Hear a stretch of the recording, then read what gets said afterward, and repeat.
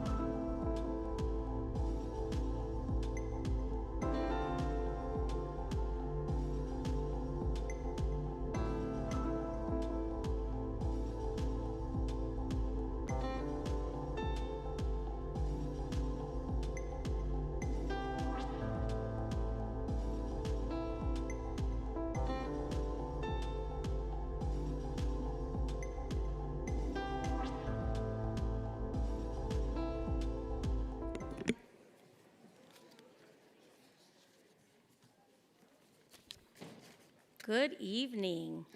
Hi, I am Maria Laura Leslie, the Director of the Miami-Dade County Department of Cultural Affairs. Thank you so much for being here tonight. It's a special evening. I have a question. What do the iconic movies Grease and The Godfather have in common with disco music and bell-bottom pants? Anyone? Anyone? That's right, the groovy decade, AKA the 1970s. Yes, I see Peraza over there celebrating. In addition to Peraza, the 1970s also saw the birth of our award-winning Art in Public Places program. Can you dig it? More than 50 years ago, fueled by the far-out notion that public buildings can be beautiful and welcoming spaces that inspire civic pride, Miami-Dade County established one of the first public art programs in the United States.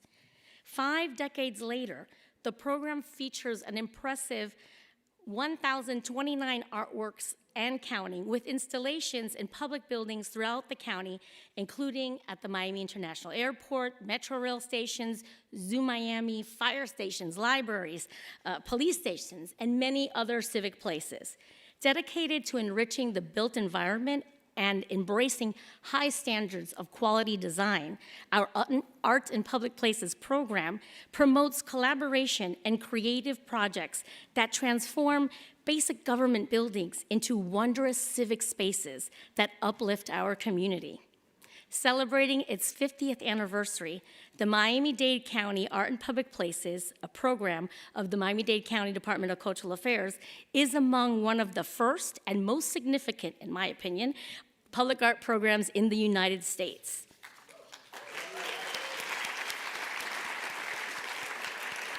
And that applause goes to some of the folks that I'm going to acknowledge now.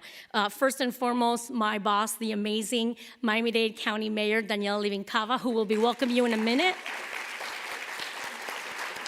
We also, thank you. In addition to this amazing panel of artists next to me, I will confess that I'm totally starstruck at the moment, trying to keep it cool, but oh my God. I would like to acknowledge, and if you're here, please stand and be acknowledged, the Cultural Affairs Council for Miami-Dade County, the Art in Public Places Trust, chaired by our very own Carol Damian, our professional advisory committee members,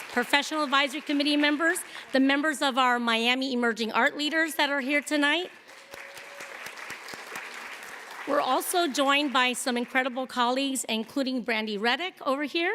And we have, directly from the Broward Cultural Division, we have our colleague to the north, Phil Dunnup. Thank you for being here.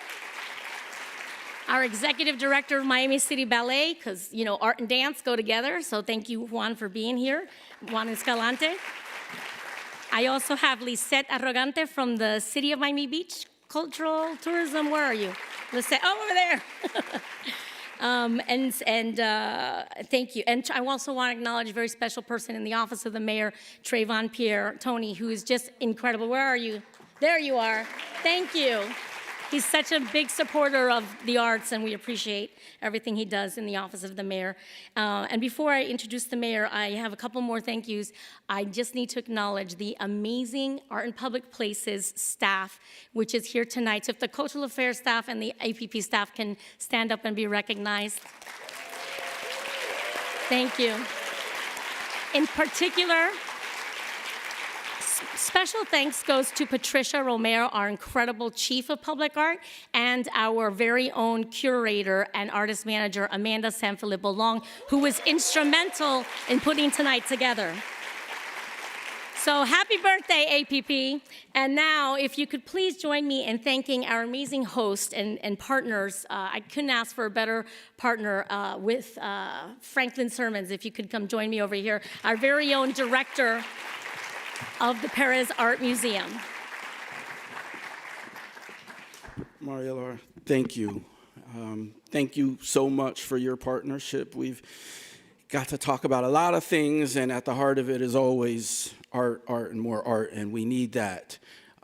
Welcome, everyone. It is such a pleasure and an honor to be able to just welcome you here into the space. So thank you, and please let's give a round of applause for the artists, because there's a lot of y'all in here.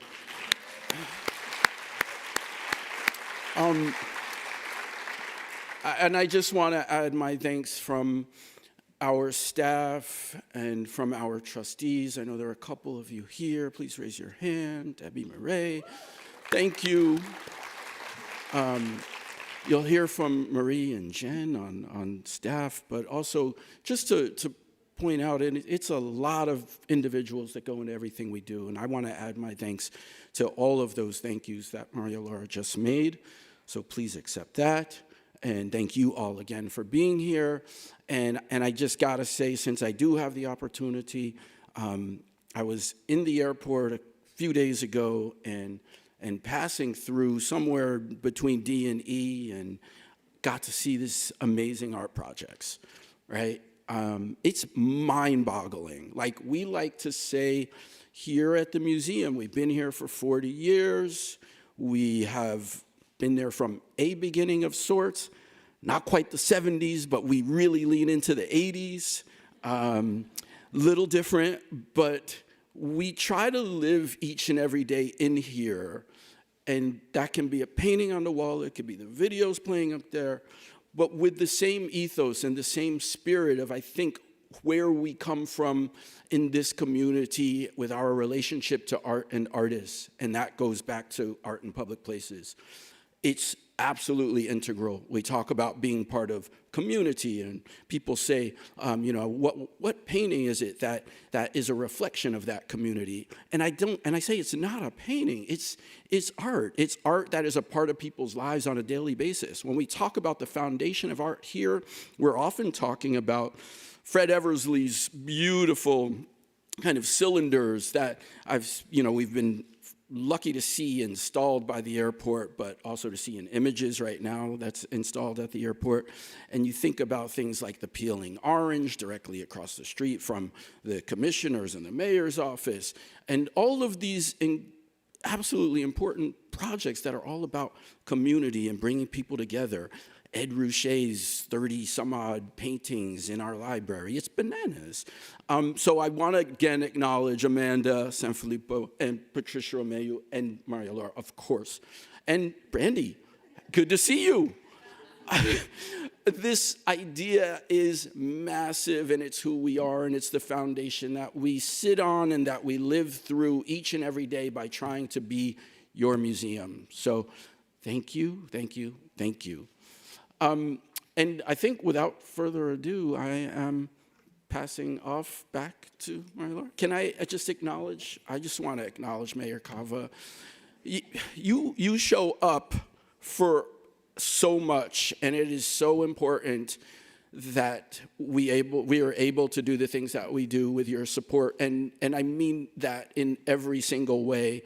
I was about to say to Maria Laura, I remember sitting here a few years ago, and it was a weird performance we were about to do with Moses Sumney, and I looked to my right, and I saw you standing right there, and it was just this incredible moment of, wow, you really care and see this as being integral to who we all are within Miami-Dade County. So thank you, thank you, thank you.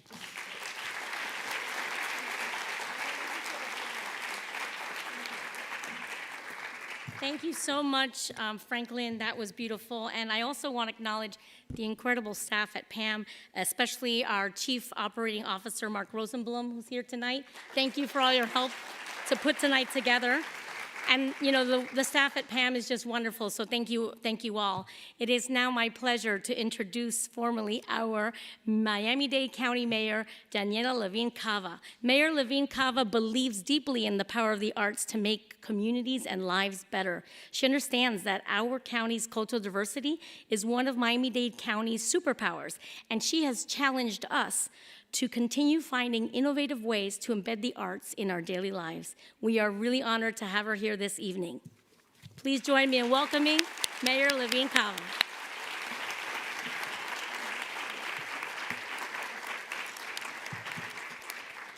Trying to clear the podium for you. There you go. Well, I'm very in awe of people with artistic talent, but I do believe that we all have it within us. So it just takes a little time, like I was reflecting today. Today has been a kind of, what's the word I want to say? Yeah, emotional, reflective day. And we gathered we had a board meeting, so, you know, it was business as usual, although it wasn't quite as usual. And then we gathered our staff, and we were talking about the road ahead, and I pulled out some poems that I wrote about a year ago. I don't write a lot of poetry, but, you know, that's, right? And I think sometimes, what will I do if I retire? Which I can't imagine. But if I were to retire, I'm sure I would take up painting. Just saying. But it doesn't mean that I currently have a great talent pool there, but I know that there's so many here who do. And I want to not only thank Maria Laura, that we've been so pleased to bring on as our director, who's of course been working with our cultural affairs for so many years and doing a great job.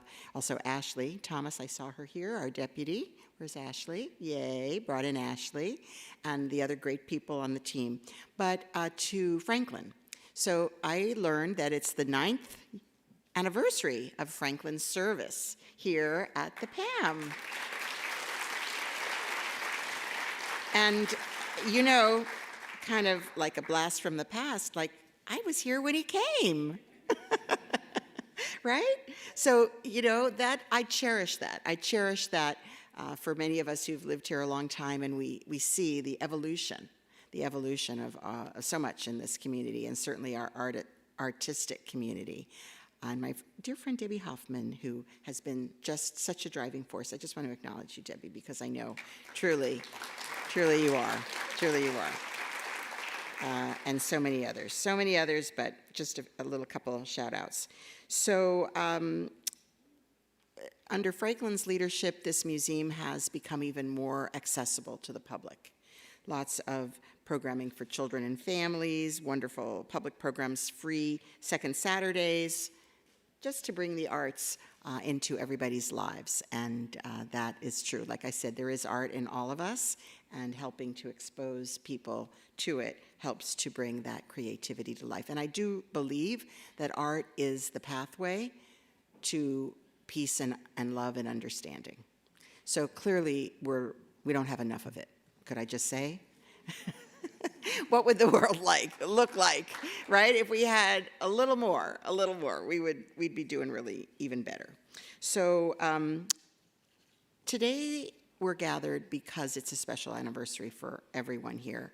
It is the 50th anniversary of our Miami-Dade County Art in Public Places program. And truthfully, when I heard that, I said to my staff, I must go, because I think that it is so significant that we have this program. Not only do we have art gracing all kinds of way stations and corners all around our county, beautiful art. Recently, art was donated that's going to be in my office, so I'm very excited about that too. So, you know, it's very personal, and it really does bring art to the people. So thank you so much to the Art in Public Places Trust and the Cultural Affairs Council for your dedicated service and stewardship in this significant collection. Again, it brings art to life, and then it also is a great fit. Oh, and there's Xavier Cortada. Oh, look at, yeah, who's coming in the room, right? Someone I've known from our legal services days, if you could believe it. We were both lawyers at Legal Services of Greater Miami, but he discovered his true talent, so he of course, has energized our community art program. But I believe art is the path to change and love, as I said. So Maria Laura and her council and board launched a new approach to our cultural affairs programming in the county called Arts Energize 305. And it really makes sure that art is equitable, and we're reaching communities that have less access to the arts, populations that are not as well resourced to have access, and building healthier as well as more empowered, engaged celebratory communities and leading more artful lives because of the program. So we also partnered with Communications and Customer Experience Department. How's that for a mouthful? In our county. Let me say that again. Communications and Customer Experience Department. They're the ones that do our web pages and our social media, and actually they're award-winning graphic designers. So if you haven't checked out, we actually do some amazing graphic design right in Miami-Dade County. And they have worked with Cultural Affairs to create a searchable database for Miami-Dade Art and Public Places collection for the first time ever. So that is super exciting. So is it live? Yes, it's live and searchable, and it's making artwork available no matter where you are. You can look and find, you can search by location, by artist. Okay. All right. That's a big applause line. Okay. So it's high-quality digital images of the artwork, and you can search, as Maria Laura said, and really bringing democracy, good word, to our award-winning public art collection. Sorry, guys, you know. All right. So we have commissioned work by some of our great local artists, as well as national and international artists, and in more recent years, we have increasingly worked with our local artists, given the fact that we have so many outstanding artists who live and work here, including many who've discovered our paradise and moved here, too. So, you know, there's the ones that grew up here, and it's just in their DNA, and then there's the others that discovered our place. And for many of these artists, it's the first opportunity they have to create public artwork, so something that they can be proud of and that really calls attention to their wonderful work. And we're also proud to select a diversity of people and heritage with our artists to make sure that it's so vibrant and exciting and so Miami. And so with that, we have two special announcements. I already made several special announcements, but I have two more special announcements. So as mayor, I am very committed to continuing to support the creative voices that are driving innovation and contributing to the vitality. And so my first announcement is that yesterday we sent out award notifications to the recipients of this year's Miami Individual Artists Grants Program. Yeah. To a set of diverse artists in recognition of their vital role to more than, can you guess, 330 artists. That's, I mean, did we start this program during the pandemic? Yes. Okay, we started it during the pandemic because we knew that folks were isolated and it was hard to support their work, and so we created, I was involved with that. You were key to it. Oh, did I sponsor it as a commissioner? I mean, I feel like I was very involved. Yes, I think I was very involved. Can I just brag about you just 1 second? Okay. It was thanks to the leadership of Mayor Levine Papa, then Commissioner, okay. and Commissioner Higgins, that we Yeah. used federal funding to start this program, so thank you. Ah, that was it. Okay. I remember something about that. Well, I'm so glad it's worked out so well. And now we're up to 330 artists. That's really, really great. And so thank you, everyone. Are some of the artists here that are receiving these grants? Oh, okay. Why don't you stand? Why don't, if you don't mind, if you're able to stand, why don't you just stand and be recognized? Okay, all right. Okay. Oh, that's so great. Yeah, we had to tinker with the requirements or something to get this through. I don't remember the details, but we got it done. So great. So congratulations for your passion, for your energy, and your unique artistic expression. So last year, I appointed our first ever poet laureate, and that was Richard Blanco. I think it was actually 2 years ago. He, FIU professor, he was also President Obama's poet laureate, but you know, that was fine. I was happy to follow. I mean, you know, no harm in, what is it? Imitation is the highest form of flattery. So, you know, and he was from here. I mean, come on. I mean, incredible, incredible artist, Richard Blanco. Then we named Xavier Cortada, who is our first ever county resident artist. Xavier, yay. Oh, you're coming up here? Okay. Like I said, I've known him a long time. We were junior lawyers together, but then he went on to bigger and better things. Anyway, so, and he... You're helping me? I'm here with you. Okay, well, okay, you got to write instructions. Oh, it says Xavier is here tonight, and I want to thank him for his extraordinary service as our county artist, and to ask him to join me. Why? To make my second announcement. All right. So, I recently named the incredibly talented Caridad Moro Gronier as our county's second poet laureate. I don't know if she's here. All right. Okay. And I also have a poet ambassador, in case you don't know, right? That's Nicole Tallman. But with Xavier's help, I'm going to announce the next Miami-Dade County artist. Please join me in welcoming our new county artist, Edouard Duval-Carré.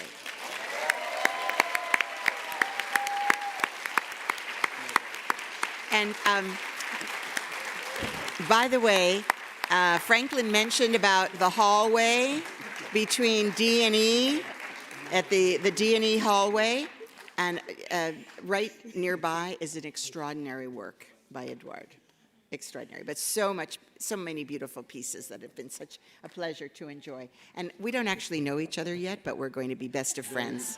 So, Well, thank you very much. oh, in the front, okay.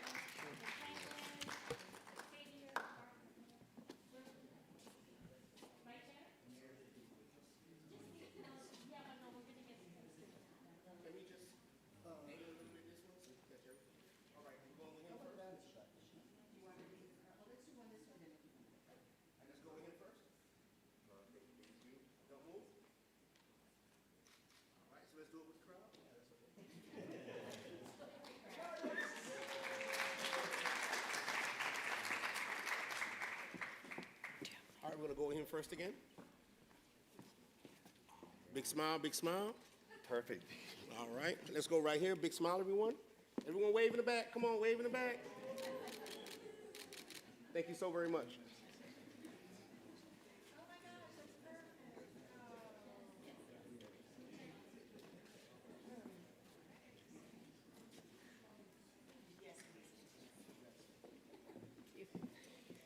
Thank you for indulging the photo op. I really appreciate that. Thank you so much, Madam Mayor. It's always a pleasure to have you at these events. I know you try to come to as many as possible.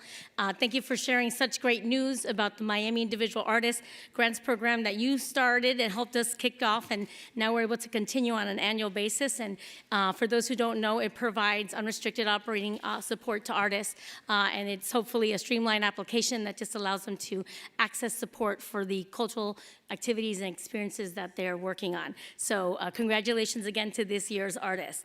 And now I would like to just share just a couple of, I know most of you know about Edouard Duval-Carré, but we are so happy to welcome you as our county artist.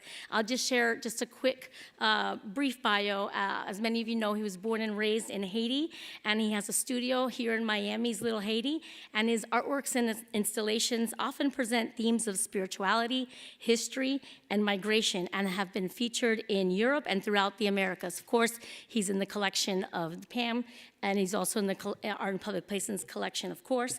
He is the, as the mayor said, second ever artist in residence here in the county, so we look forward to welcoming you and working with you this year. And again, a shout out to Xavier Cortada for just remarkable work that you did as our inaugural county artist. So thank you so much. At this time, I would like to ask for your help in welcoming over here to the podium our brilliant curator and artist manager, Amanda Sanfilippo Long.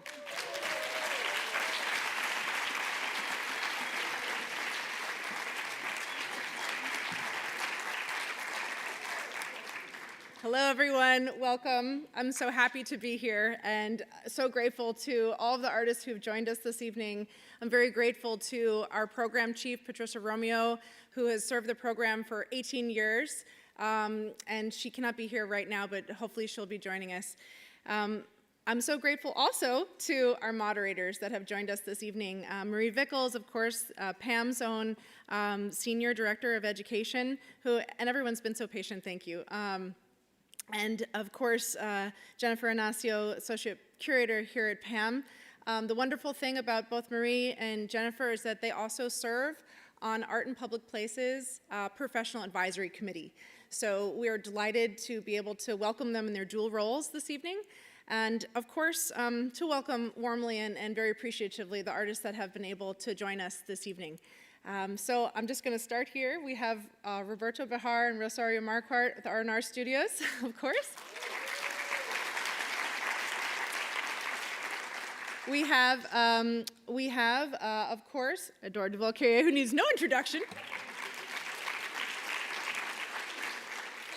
We have Michelle Okadonor, who we're so delighted to have. Thank you, Michelle. We have Christina Ley Rodriguez. Welcome. Giovanna Gonzalez. And Magnus Soderman. And without further ado, we just have some exciting projects to share with you, and then we're going to go to the portico and have a good time. So thank you all for joining us. Thank you so much.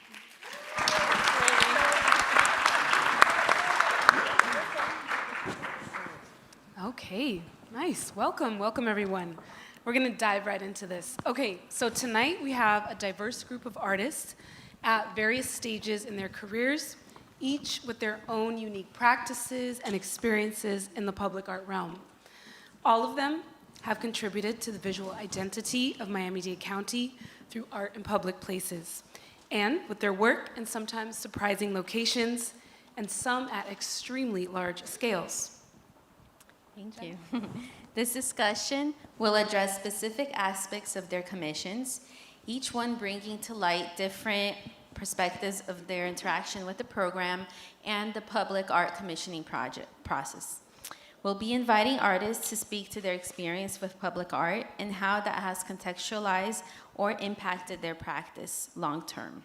So without further ado, I would like to start with Michelle Okadonor. Michelle, the question I have for you is, your work has created the identity for millions of people traveling through the Miami International Airport. How did working with this agency impact the growth of your career or contributed to the success of your practice? All right. That's a good question. It did both those things, but in ways that were not, I'm going to use, not about a career. They helped me pull together the golden threads that I received growing up here, being born and raised here. And because it was a project that kept going, it started smaller and had additions. By the end, I found that I had woven a beautiful tapestry in my life.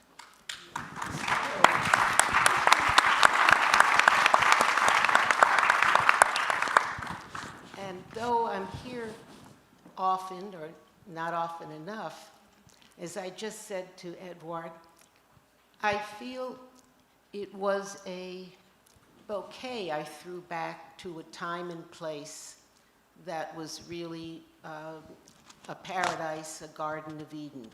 Miami Beach, 70, 80 years ago, was a different place. You could play until it got dark and then find your way home. It was safe, there was no traffic, and we sang Florida songs and we learned Florida poetry. In fact, they did have a poet laureate, and the poet laureate for the state of Florida wrote a poem that we learned called Superlative. It was about the Royal Poinciana, which I think you call flamboyant yes. I had to learn how to be not only a Miamian, but a capital of the Caribbean person too, over time. But the poem went, so the Poinciana's gloom is brief. Well, so our ecstasy in grief. Superlatives like flame and song are not meant to last very long. So at the airport, I made it last. How's that? I love it. And you have two major projects, Sargassum and A Walk on the Beach. So can you talk a little bit about the thought process on developing the two? They're very different, even how you experience one looking down as you're walking through the airport and then the other one looking up. Can you talk about that thought process? Well, the interesting thing was we all now accept the fact the airports all over the country and the world have terrazzo floors. But when I was invited to do a proposal, it wasn't for the floor. The floors were all carpeted. So when I presented the floor as an idea, because San Marco Cathedral, I always loved going and looking at the floor as a work of art. So many places in Europe had, the floor. In fact, there's a wonderful book called Architectural Mysticism and Myth by an Englishman, Letheby. And he said that he wrote a chapter called Pavements Like the Sea. And the point was that if you were going to take energy, borrow it from being warm or food, you were going to have to cover the floor with something beautiful. And if you look at desert countries, they did it with magic carpets, with beautiful carpets. Every culture, but it seemed we didn't have that. We had wall-to-wall carpet and we had linoleum. So I just dreamed that it would work, and then I was told, no, it's too noisy.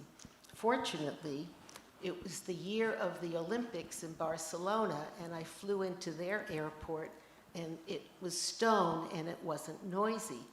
So I came back to Spillis Candela, but I knew I wouldn't get that passed on the noise issue. I said, I saw mothers put their children down in soggy diapers, and then somebody could come and clean it, and then as she bent over, her coffee with milk spilled, and I thought about Miami and how the sun comes in and made them all sick. Oh, yes, that's true. The carpeting can't be cleaned. That is exactly how That's that how happened. you got it. It's all about the negotiation process. So that was that.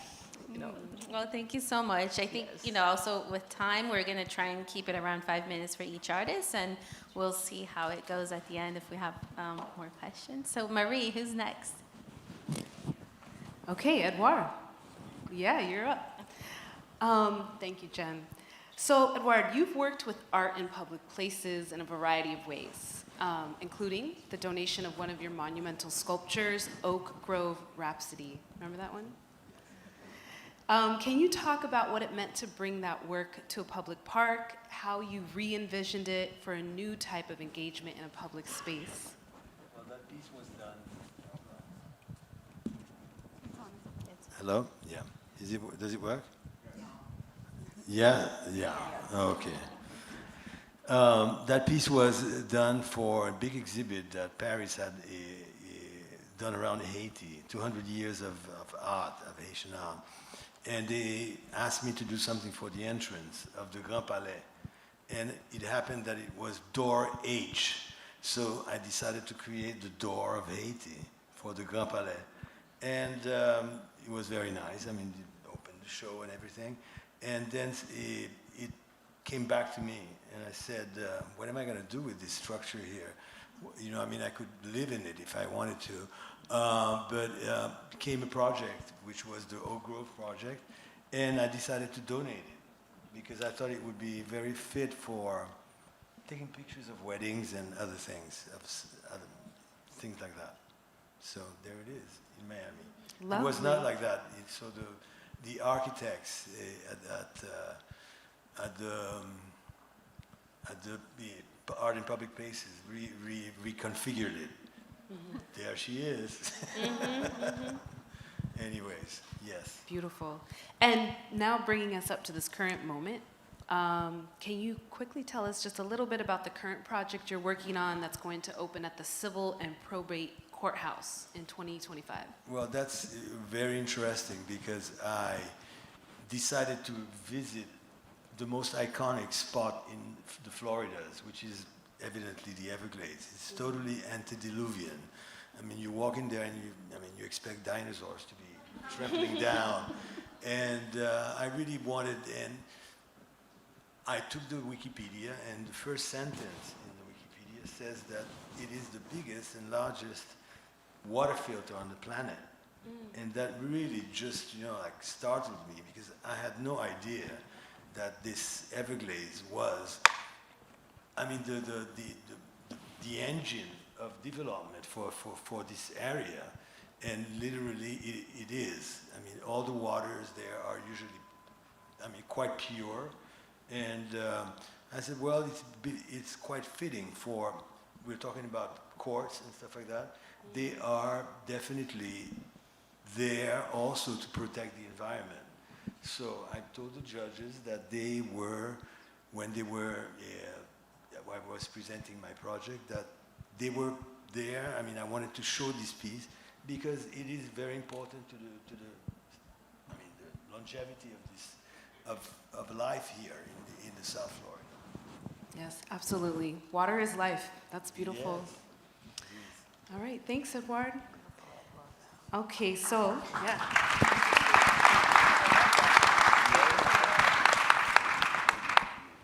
Keeping it moving along. Let's talk to Rosario and Roberto. Ready? I'll share my microphone. Yes. Awesome. Okay. So now shifting the focus a little bit, let's talk about the Red M. If we can get that pulled up.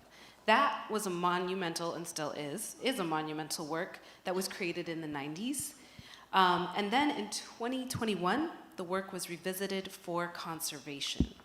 So a few questions. Can you talk more about this work, the process of conservation, and also how your background in architecture influences your work? Okay. Talk over each other. Yes, perfect. That is what we do always. The most important thing is, for us, the M was our first project ever. And so it's incredible that we got to do the M at that size, and I think was, in a way, thank you to Vivian Rodriguez, who at that time was the director of Art in Public Places. Yes, she had the courage to do it. Yeah, to do it with a couple that was super young and didn't know, to be sincere, didn't know how to do it. But with a lot of help from a lot of people, including Joe Fleming and Vincent Scully and Vivian, who was super courageous, and of course the county at the end of the day, and each one of you with your taxes that pays for projects like this. We think of these projects. This is important. I mention it because we think of our work as we were trained as architects, but we like to think of architecture as public art. And that is key for us. All the work that we do is public work. We don't do single-family homes, big apartment buildings, or anything of the kind. We try to contribute little events, in a way, that become part of public life, that become landmarks, if you wish, that are to be part of daily life, in a way. And the idea is to bring the fantastic to everyday life, with one project here, the other one over there. And the M was it's an interesting project because, Miami is a super young city. It's at that point was not even 100 years old. So it was like, it was turning 100. It was the very centennial of the city. And somehow the city was so young that had forgotten that was turning 100 years old. So we thought that it would be interesting to make to make a project that somehow celebrated, this as a kind of promised land in a way. Promised land, and we call it promised land because it's the place where, it's a place that, where it's not the first world, it's not the second world or the third world, it's what we call the fourth world. And the fourth world is a place where everyone comes from somewhere else, and, or almost everyone comes from somewhere else. And to celebrate a place that comes from somewhere, where most people come from somewhere else, we try to excavate, in a way, our memories, and we went all the way to childhood. And in order to find an element, those letter blocks, in a way, that one plays as a kid, that no matter where one was born, in Argentina, like ourselves, or in India, or somewhere in the Caribbean, we have all played with, and we have learned how to, in a way, talk with each other, embrace, if you wish, each other. So that's kind of the genesis, the very first, encounter with the idea of building the biggest M in the world, Very Miamian. Yeah. Yeah, it was very pretentious and Miamian in a way, but also very young. He's a, he's a little kid. And a toy. He's a kid that wants to be big, the city I'm talking about. And for that city that wants to be big, that is our promised land, we built, in a way, the biggest toy in the world, if you wish. And let me share for a second. And can you tell us two things now? Okay, the alligator, tell us like a little story about that. And also, what was it like to go back to this and participate in the restoration of it? Yes. The alligator was always in the plans, but of course, being our first project, we ran out of money immediately. So the first thing to crawl out of the project was the alligator, but we always had it in mind, this alligator. So when Amanda came and told us, let's restore the M, we said, this is our opportunity to bring the alligator. So the restoration was incredible. We had a great support from Patricia and Amanda. We scrapped all, the M has more than 25 years, so it needed a restoration. And it was an incredible work and a lot of support, and now it's bright and beautiful again, with the alligator.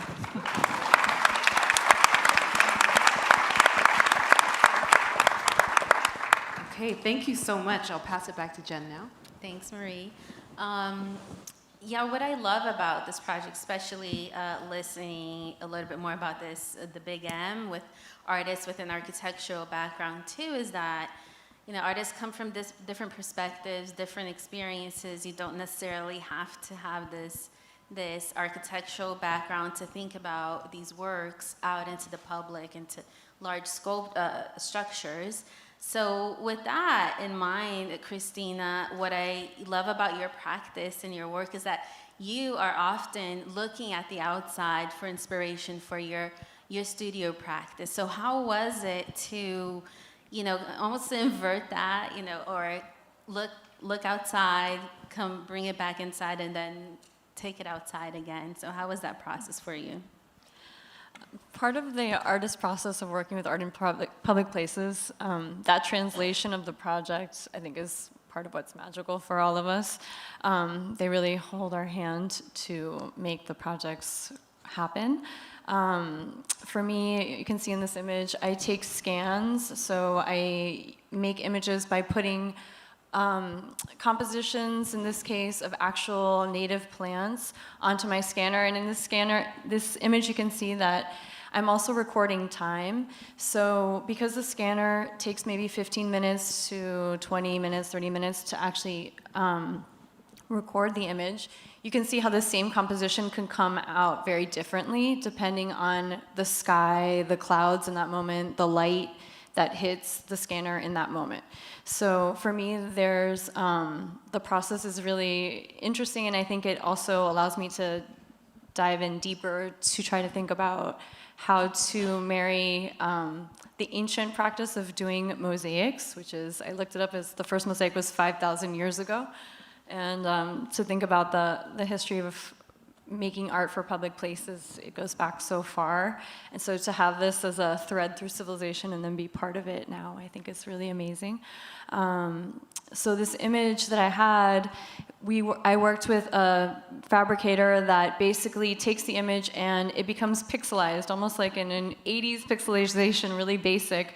So up close, the artwork is completely abstract. You can see it in this image, but from afar, it looks photorealistic. So it has an amazing effect in that way.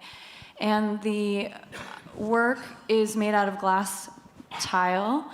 For a public work, especially for an artist who really cares about color, which I do, it was very exciting to be able to go to a local fabricator, dig into the colors, really think about how to make something that was going to glisten in the sun, change throughout the day.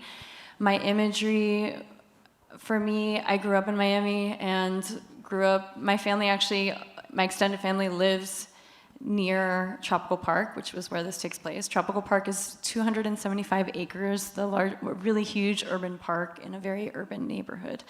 And it's like horseback riding, soccer, Magnus is saying goes there for soccer, track and field, all these things happen there over many years of my lifetime and now. So I think when I started thinking about proposing for this project, I really wanted to use native plants that could be found in the park and I think for a public work, we're all thinking about how to speak symbolically.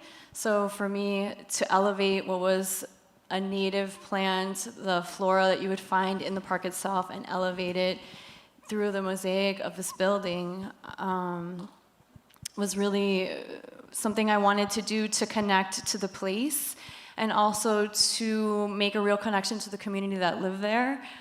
In my mind, I wanted it to adorn the building and be something that is a moment of pride for the community. Yeah, and you mentioned you live close. I would say in one word, how would you describe this, because you're creating this public work to a place that is so close to home. Yeah. How would you describe creating this work for this community that is so close to home, in a word, maybe? It's actually just joyful. I think that to go there and they have food trucks on Friday night, it's really fun, or at least and every time I go there, I see people who are walking by and they're like, oh, I work out here. Oh, you made this artwork. Let's talk about it. It's so beautiful. Think about it. All of the comments of people who drive by. Yeah. I think it's the joy from it. It's important to me. I love that. I love that you're a part of it and you continue to be a part of this project. Thank you. Thank you so much.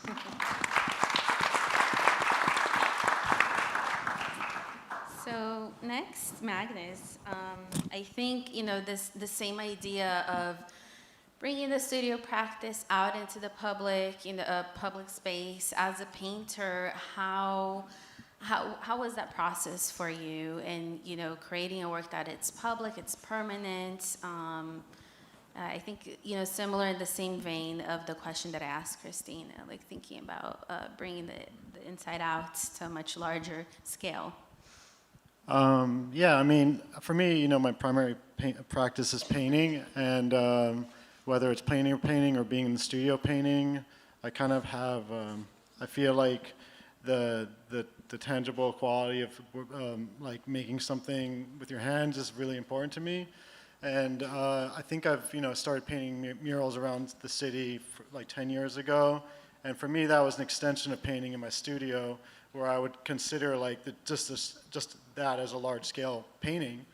And so just as gestural, just as loose, just as creative, you have to get back, see from a distance. And so I guess that kind of that process is kind of organic. And so working with art in public places, part of the collaboration is for them to believe in that process, which is it takes some faith. And so I feel for me that's kind of my process. For me, I think it's important to bring work outside the galleries into the daily lives of people. I think that kind of makes our city beautiful. And I just want to say thank you so much for having me on this panel with this group of artists. They are legends, so thank you. Thank you.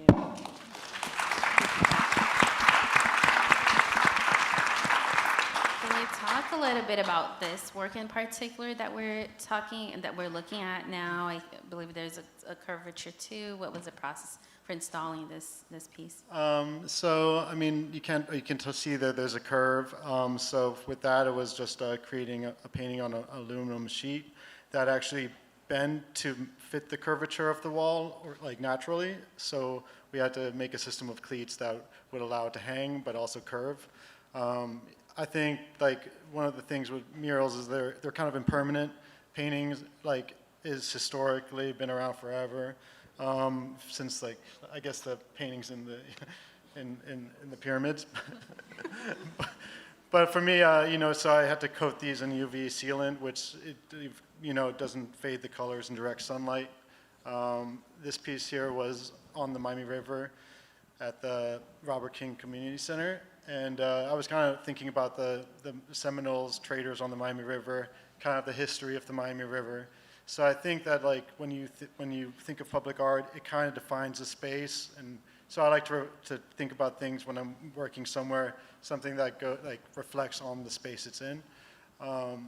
This piece was the Florida Wildlife Corridor, and a lot of my work you have to see in person because there's so many things hidden in there. It's like the more you look at, the more you see.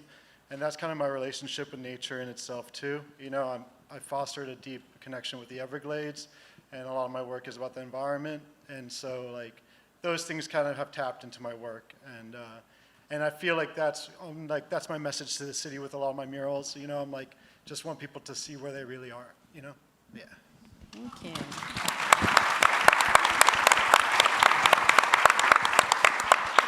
Thank you so much, Marie. Yeah, okay. Wow, that's beautiful. Thank you for sharing that. So public art, again, it's special because the barriers to access it are low if they exist at all, right? So Giovanna, can you tell us a little bit about the thought process behind the interactive and social engagement components of your work and how you are bringing those ideas into the more permanent public works that you're doing, and specifically for the tea room? I think we'll see that in one of the slides coming up. Yeah, I've done a variety of different public art pieces at this point, some that are permanent, some that are temporary, and for me, it's really important to be able to create spaces for interaction, for community, and to think about the specific communities in mind in that area. So each work in some ways site-specific, and for this tea room, it's actually inside of the mailroom of a residential building. And the mailroom, it is a public space somehow for the residents. But I really wanted to create like a sort of momentary nook or a space of silence that people could share together. And at the time, I was doing a lot of research on Japanese tea houses. So this is where the name comes from. So there's a bench that's inside for people to sit in, and there's also sort of frosted glass, so it creates like a semi-private space. Lovely. That looks beautiful. I want to go sit inside of there. Would you like to also talk to us a little bit about the current project you're working on? I think gazebo might be in the title somewhere. Yeah. And just thinking about like the functional aspect of it, and also another kind of work that's in public housing. Yeah, so the gazebo project is my first art in public places project, which was, it still is a really huge project to kind of take on as the first one, and I feel really lucky to have that opportunity. And it's probably my favorite piece, actually, because it's part of an affordable housing complex. And it's for people to kind of interact with, to utilize as a community gathering space for picnics, to play dominoes, a variety of things. And it's actually, you walk through it before entering the building itself. And I like that it's, both accessible to the public, but also specific to this community that's there. And my inspiration for this piece really came from my family, from my grandparents' house, specifically in Costa Rica. and thinking about the materiality in this work and how it relates to their place. It's kind of quite typical too to have a big outdoor area where you can do small barbecues or, you know, construction work for my abuelito, like a variety of stuff. And that's, you know, the materiality for me was really important to this piece, and to kind of be able to have something that's in Little Havana that like can speak also to the community of people that are living there through that. Lovely. That looks beautiful.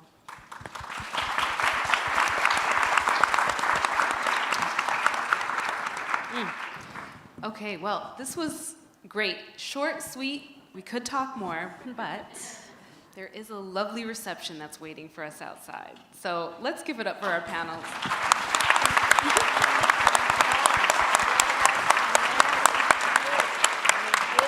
Thank you so much to the incredible Marie Vickles, and I'm sorry?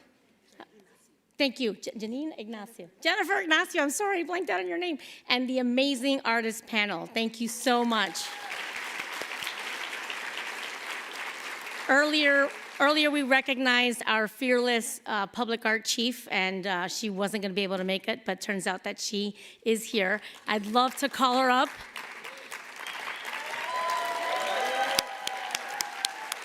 Say a few words. Congratulations. All right.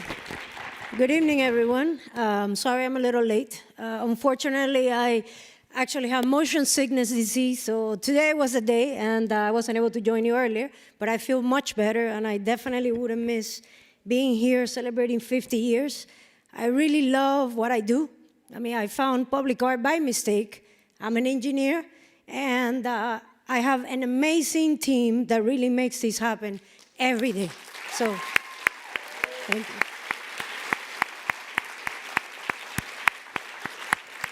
Thank you. It's really incredible working with, you know, the creative individuals that are here. I have learned so much from all of you. I mean, you all bring energy, talent, vision, everything that really motivates all of us to get up every day and do what we do every day. So I'd like to be able to thank everyone that makes this happen. Of course, it's very important. The Art in Public Places Trust, who are here joining us today, they are the ones that actually approve the money, approve the commission, and support the work of the artists. You did see our mayor earlier today. As you know, we are part of a larger body of government, the Department of Cultural Affairs. So I'll definitely would like to thank Maria Laura, the Director of Cultural Affairs, and everyone else in the executive team that supports everything that we do every day. But at the end of the day, the most important thing is the great work that artists create for Miami-Dade County. I mean, we are really making a difference. We are creating, iconic pieces that are part of this amazing 50 years. And I'd like to be able to call everyone who makes this possible to the stage to join us today, and to let everyone who's here, who's an artist, a supporter of artists, people that facilitate the work, to continue doing the great work that you do. Because again, that's really what is gonna put us in the map. So that being said, let me call up my team. First of all, I'd like to call Amanda Sanfilippo to this. She's amazing. And Amanda, thank you for tonight. She actually planned this all out pretty much on her own. I'd like to call out the rest of the public art team. Please, Bianca, Pablo, Ana, and the trust. And while they're making their way over, can we get a photo of the artists and the moderators, please? Let's do that photo op, and then we're going to continue with the bigger group. Oh. You are an artist, my friend. You are an artist. And can I just, music, just one more second, because I have to say this about Patricia Romeo. If an artist can imagine it, Patricia will find a way to build it.